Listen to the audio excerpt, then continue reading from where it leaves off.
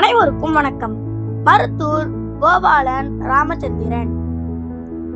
17 ஜனவரி 1917.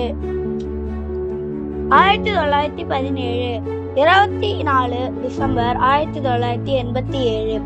தனது முதல் எழுத்துகளில் MGR மூலம் பிரபலமாக அறியப்பட்ட இவர் ஒரு இந்திய நடிகர், அரசியல்வாதி மற்றும் கொடையாளர் ஆவார்.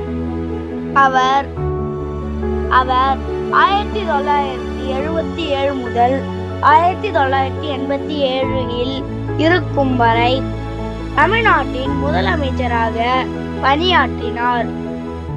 அவர் அனைத்திய அண்ணா திராவிட முன்னேற்ற கழகத்தின் நிறுவனர் மற்றும் முதல் பொதுச் செயலாளர் ஆவார். மார்ச் 19, 1988 அன்று ராமச்சந்திரனுக்கு இந்தியாவின் மிக உயர்ந்த குடிமகன் விருதான பாரதி ரத்னா விருது வழங்கப்பட்டது. சுதந்திரத்திற்கு பிந்தைய இந்தியாவின் மிகவும் செல்வாக்கு மிக்க அரசியல்வாதிகளில் ஒருவராக ராமச்சந்திரன் கருதப்பட்டிருக்கிறார்.